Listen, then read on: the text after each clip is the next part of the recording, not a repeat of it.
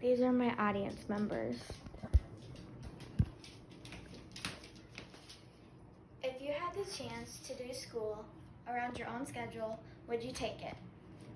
Or if you had the chance to do school on your own time, would your life be easier?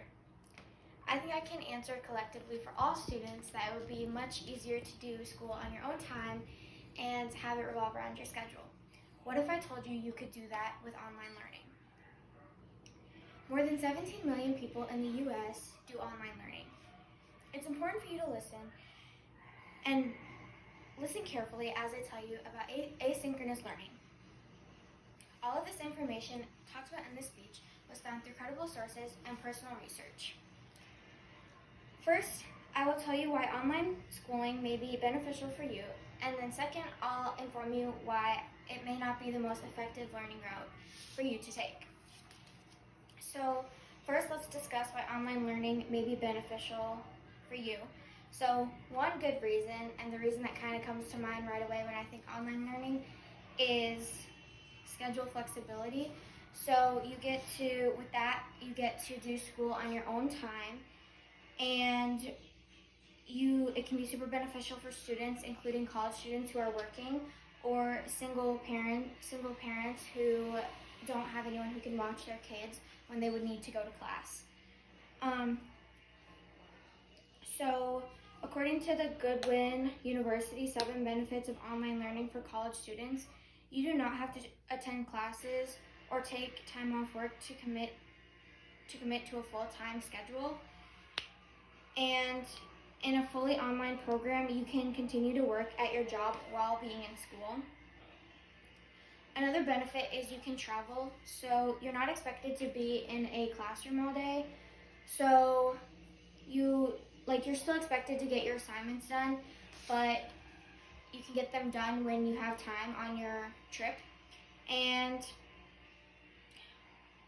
you also can do your assignments when it's best, when you're on a trip. And another benefit is it helps with time management, like teaching time management skills. So that kind of goes back to the traveling. If you don't want to do your schoolwork in the morning, you can do it at night, but you just need to make sure that you're getting your work done and it's effective. Lastly, it can be beneficial because it can be more affordable. According to the 2022 article, The Pros and Cons of Online Classes by College Raptor blog, students who enroll in online classes typically save money and don't incur nearly as much as traditional students. So although these are all good and valid points on why it may be super beneficial for you to do online schooling, let's discuss why it may not be the most effective route for you to take. So one very valid reason to not do online school is the lack in socialization or social interaction.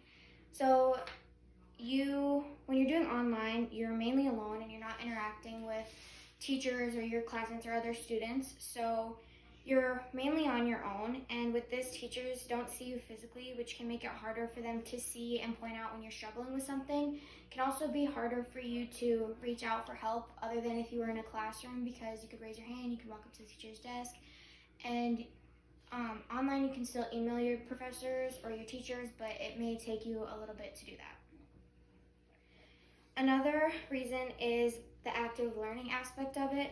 So according to the e-learning industry, How Human Interaction Increases Learner Success 2018 article, a recent study conducted by researchers by the University of Washington has made a breakthrough in the science of learning by proving that not only does effective learning positively affect a student's active performance, but the absence of the active learning can actually hurt a student's chances of academic success. Another reason that online learning may not be the best option for you as a student is the lack of engaged learning. Engaged learning is super important for students, and for instance, in an article from the University of Washington's Center for Teaching and Learning titled Engaging Students in Learning, it stated, research has demonstrated that engaging students in the learning process increases their attention and focuses and motivates them to engage in higher level critical thinking. Now that we talked about some pros and cons of online learning, I ask you the same question as before. Would you take the chance? knowing what you know now, of course. Now, no matter your answer to my question, or whether you're learning online or in person, just remember you still have the opportunity to do great things with your education. Thank you.